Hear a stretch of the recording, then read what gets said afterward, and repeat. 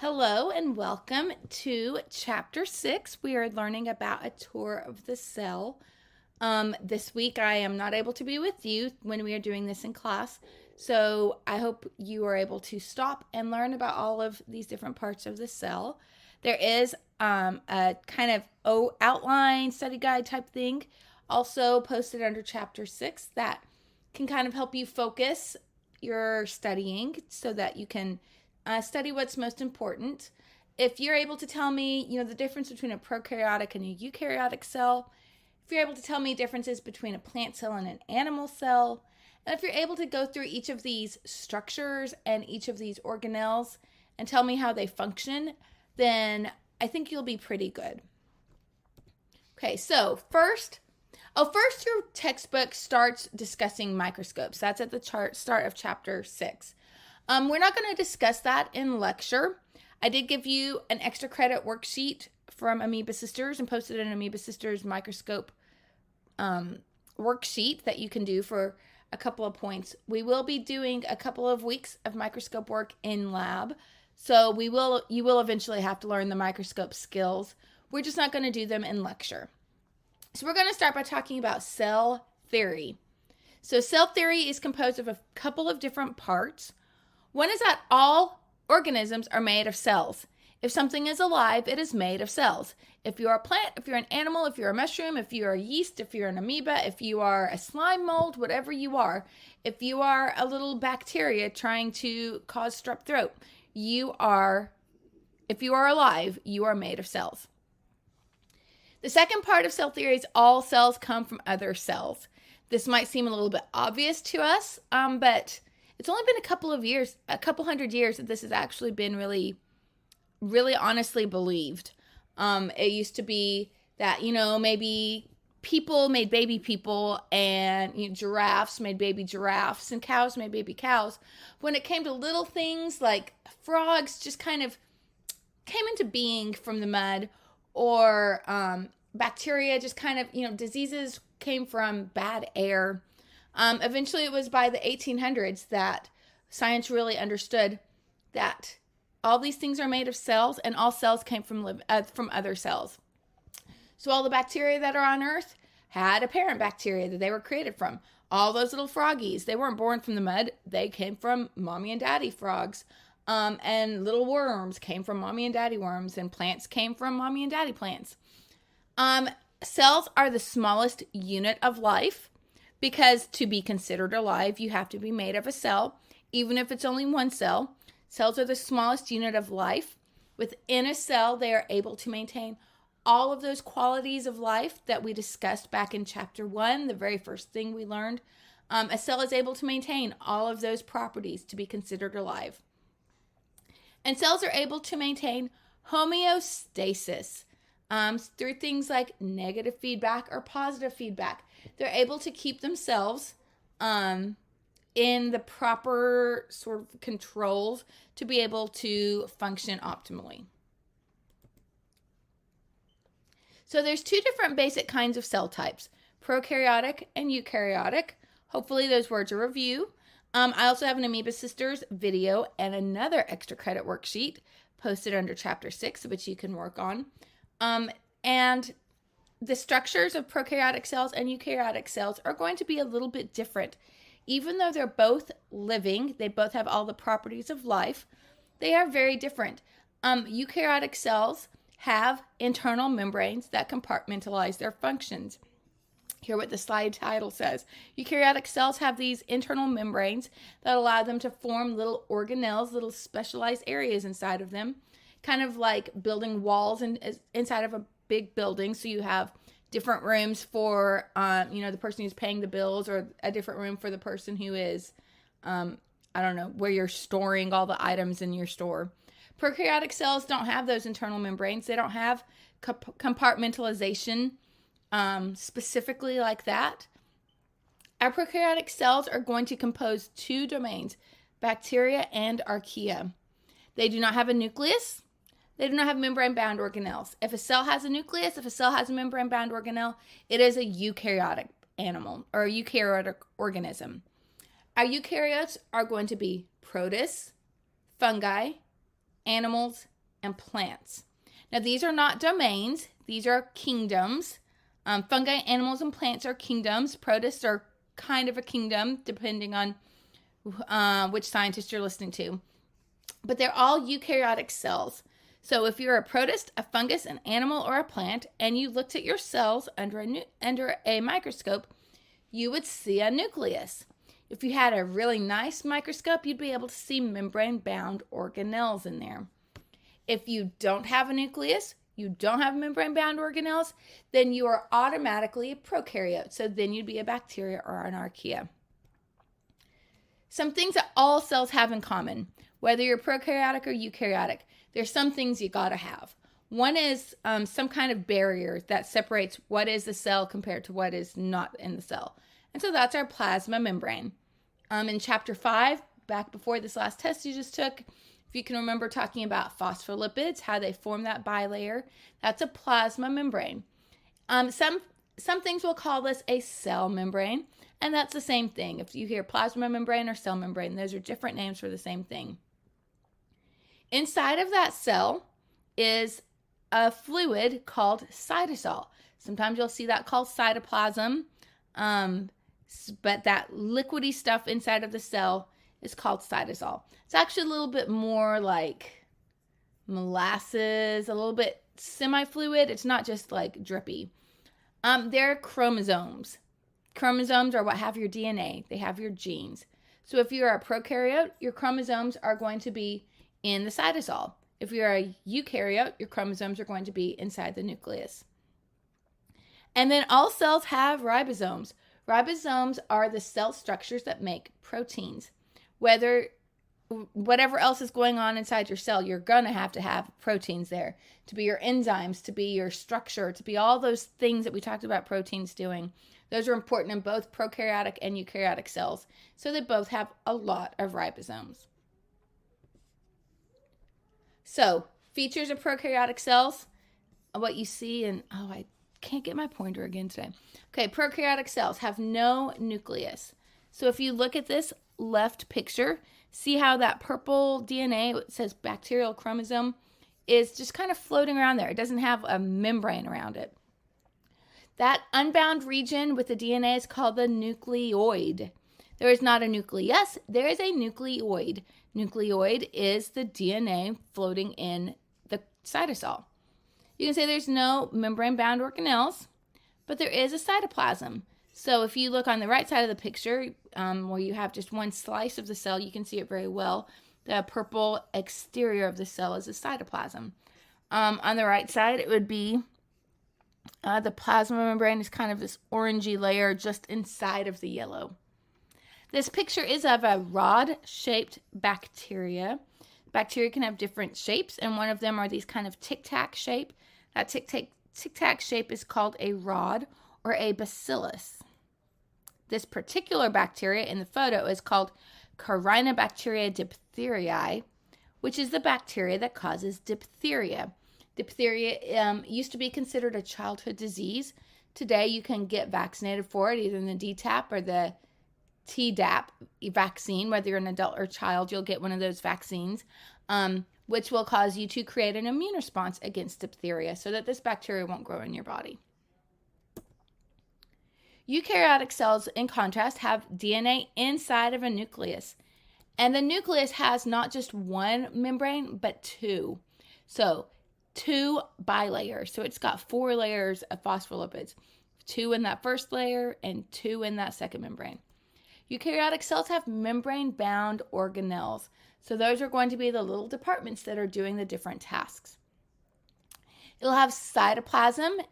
Cytoplasm is all this liquidy that is in this plasma membrane, but not in the nucleus. So then there is not cytoplasm in the nucleus, but all the rest of what's inside of the cell, that liquid is called cytoplasm. And also another difference, eukaryotic cells are generally much larger than prokaryotic cells. That specialization that a cell gets with organelles allows it to grow into much larger structures.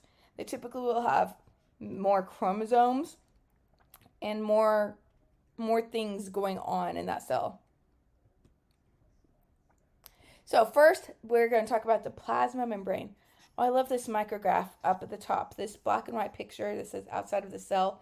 It says TEM. That's a transmission electron microscopy. So this micrograph is showing you an actual image of the cell. And you can see there's two layers there, two dark layers. That is the bilayer of the phospholipid membrane. Down in this inset cartoon, you can see two layers of phospholipids with their gray phosphate heads and their yellow hydrophobic tails. But also mixed into there are purple proteins. So there's different shapes of proteins. And there's also these little green carbohydrates that are on there. The plasma membrane is what is going to separate what is outside the cell and what is inside. It also is going to control what can move across it to go from out to in or to go in from outside. So it can allow oxygen to pass through. Oxygen can just go right through that without having to do anything. Nutrients can come in. Nutrients are probably going to need to go through a channel like what you see in the picture here. And waste can go out. That cell does not want to hold on to broken down dead bits of whatever detritus is in there. So it's going to export that out of the cell. There are some size limits to a cell. And this is kind of important, but also kind of not. So the bigger a cell gets, as it increases in size, the volume inside of it grows faster than the surface area outside it. So if you are looking at a box that is one unit, 1 micrometer, whatever, the volume will be 1 and the surface area will be 6. So it'll have 6 units of surface area, what's around the edges, compared to every unit of what's inside. If you made that box that's 5 times taller, 5 times wider, and 5 times deeper, it's suddenly now got 150 units for surface area, 125 units in volume. So only have 1.2 units of surface area compared to volume. So that cell, whatever is right inside of that cell that's 5 tall, is suddenly going to have a lot harder time getting stuff from the middle to outside of it when it needs to get waste out. It's going to have a harder time. It's going to take longer. And if it needs to get stuff inside of it, it's going to be a little bit, there's just more crowd to pass through. Compare that to if you turn that cell into 5 cells high, 5 cells deep, 5 cells wide, you're back to that original surface volume. So by keeping small cells smaller, the takeaway message of this is by keeping cells smaller, you have more surface area for what's inside of it. So the stuff inside of this cell has an easier time sending stuff across the membrane and getting done what it needs to be. So because of that, cells stay kind of small. The biggest cell in the world might be slightly visible without a microscope, but most cells are going to be small enough that you're going to need some kind of microscope to be able to see them. And in our lab, next time I see you, or next week at least, we'll be doing some microscopy looking at different kinds of cells. When we're looking at eukaryotic cells, our eukaryotes have membranes that divide that cell into different compartments. So instead of having, the secretary's office, the boss's office, the auditor's office, the people who deal with money, the people who deal with shipping invoices, and the salespeople, you'd have those different departments in an office. In a eukaryotic cell, our different departments are called organelles. And each organelle is also going to have its specific task to do. Each of these organelles is still going to be covered by a phospholipid bilayer. And plants and animals have a lot of things in similar. But there are some things that are only in one or the other. So you can see they both have a purple nucleus. Their nucleus both is made of a nuclear envelope. They both have a nucleolus and chromatin. They both have lots of blue endoplasmic reticulum and some tealish colored Golgi apparatus. They both have orange mitochondria. But if you look at the plant, we see some green things that we don't see in the animal. Those green things are chloroplasts. Sorry, I just lost my word. They're chloroplasts, which are doing photosynthesis. They've also got a thicker boundary around it, so you can see it has a cell wall outside of it that you don't have in an animal cell. We're also going to talk about a couple of other differences, but those are kind of the easiest. I guess you can also see the central vacuole, this kind of like white outline, but it's not filled in on the plant. Right in the middle of it, the central vacuole. A lot of plants use that to hold water. So when it rains, the vacuole fills up and the plant is nice and turgid, can stand up. If the plant starts to dry out, it's not getting as much rain, those vacuoles will dry out, shrink down, and the plant will start to shrivel or wilt. This video is not actually playing very well. Even if you're just studying, it is a lot of work. Okay, I'm super excited. This hasn't been playing on my computer. Is going on in your cells. Let's zoom down and check it out.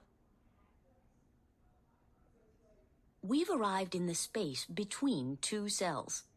A sticky coat called the extracellular matrix holds the cells together. Each cell is surrounded by a flexible plasma membrane with an incredible number of projections, docking stations, and channels. Let's dive into one of these channels to enter a cell. Whoa, look at this place. These girders and cables make up the cytoskeleton, the structural framework of the cell. They also serve as tracks for transporting cargo from one place to another. All this activity in the cell requires energy in the form of ATP molecules, which are made here in the mitochondrion. Notice the outer membrane and the inner membrane with its numerous infoldings. Many of the molecules involved in making ATP are built into the inner membrane. All those folds increase the inner surface area, enabling more ATP to be made. Moving towards the nucleus, we pass by layers of internal membranes. The nucleus is enclosed by a double membrane called the nuclear envelope. Let's enter the nucleus through a pore. The nucleus houses the genetic material of the cell, DNA, which carries the blueprints for making the cell's proteins. Almost 2 meters of DNA is crammed inside the nucleus. How does it all fit? The DNA is wrapped around proteins like thread wrapped around spools. Look, this section of the DNA has unwound, and a different protein has attached to the DNA. DNA is being used as a template to make mRNA. mRNA molecules travel from the nucleus to the cytoplasm, carrying the instructions for making specific proteins. In the cytoplasm, a ribosome clamps onto a strand of mRNA. The ribosome ratchets along the mRNA, building a new protein. Some proteins stay in the cytoplasm. Others, like this one, are processed in special compartments within the cell. Protein processing and certain other metabolic activities occur in the endomembrane system, the cell's network of internal membranes. The endoplasmic reticulum, or ER, is part of the endomembrane system. There are 2 types of ER, rough and smooth. Rough ER is covered with ribosomes. Smooth ER lacks ribosomes. Lipids are made in the smooth ER. Let's go inside the rough ER. Note that you can still see the ribosome on the outside surface. The ribosome is manufacturing a new protein, which continues to grow inside the ER. Completed proteins move to the edge of the rough ER and depart in a vesicle that buds off from the ER membrane. Some vesicles fuse with the Golgi apparatus, another component of the endomembrane system. In the Golgi, proteins undergo further processing. Finished proteins are then packaged in vesicles that pinch off from the Golgi and are transported along cytoskeleton tracks. Some vesicles bind with the plasma membrane, secreting their contents outside the cell. Other vesicles, called lysosomes, contain digestive enzymes. Here, a lysosome fuses with a worn-out mitochondrion and breaks it down. Each of the trillions of cells in your body is a dynamo of activity, requiring millions of ATPs every minute. But most people are unaware of all this activity in their cells. Okay, so that's a basic... Oh, hang on. Okay, I don't know why it keeps disappearing on me.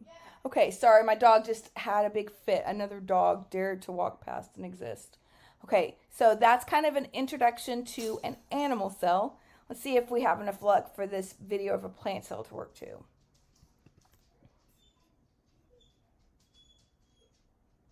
Both animals and plants are made up of cells. Their cells have many features in common, but there are a few significant differences. Let's look inside a leaf to take a closer look at a plant cell. First, we encounter a protective cell wall outside the plasma membrane. The cell wall is made from strong cellulose fibrils.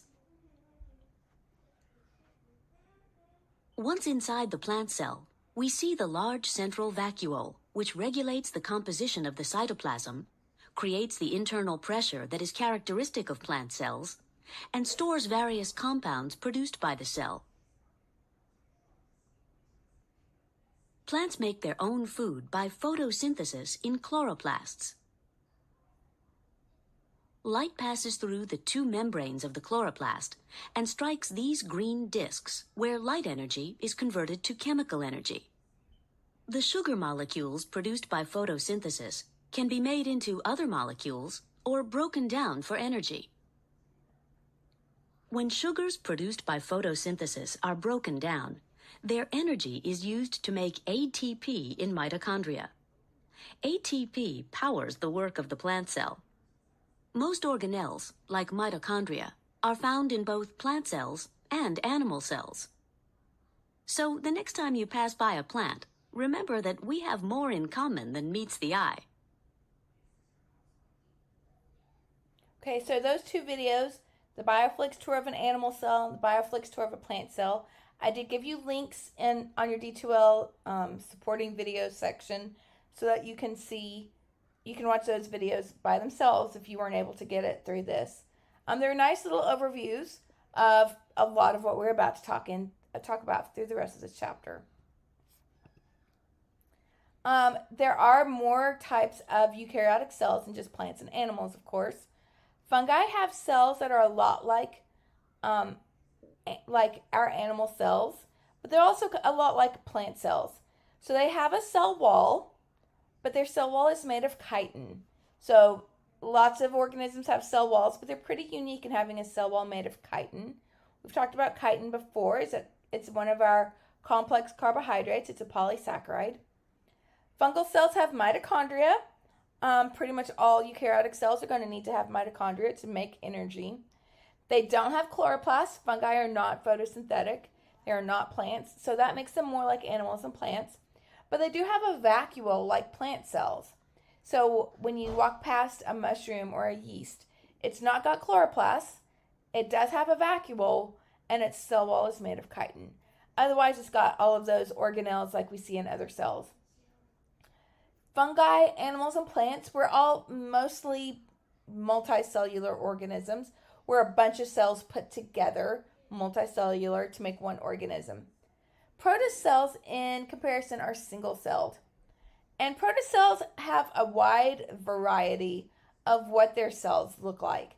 There are some animal-like protist cells, their cells look a lot like animals, like our cells. There are some plant-like protist cells, something like algae, that their cells look more like plants. And there are some fungal-like protist cells. Because of this wide variety of protist cells, there's not a shortage of debate about whether protists should be grouped together as kind of the junk drawer of everything else, or if they should actually be divided into their different characteristics. Right now they're joined together unless something happens between the time I'm saying this and the week you have until you'll be watching it. For the most part, they should be, right now, they are considered all united in one kingdom. Then an organelle is going to be any of the several structures or compartments, those different divisions, with specialized functions. Organelles can be either membrane bound or not membrane bound. So membrane bound organelles are only seen in eukaryotic cells. These are organelles that their department is surrounded by a phospholipid bilayer, so it's isolated from the cytosol. What is going on in that organelle is going to be confined inside that organelle's bilayer and not just flowing all around the whole cell. These organelles would include the nucleus, the endoplasmic reticulum, the Golgi apparatus, the mitochondria, and the chloroplast. Non-membrane bound organelles, so this is what your book teaches them, calls them non-membrane bound organelles. This phrase kind of makes me cringe. I don't like calling them organelles because they don't have a membrane. I'd rather call them structures. It just feels a little bit more accurate to me to call them structures. But either way, they're not bound by an organelle. They don't have phospholipid bilayer. So whatever is going on in these structures is just going to be, right inside the cytoplasm, able to kind of float around the cytosol.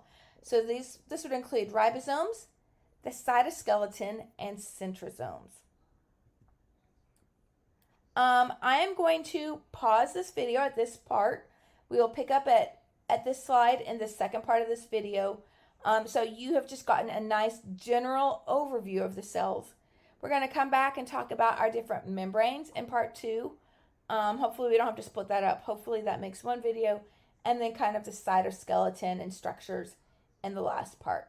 Okay, come back and I'll see you in a little bit. Bye.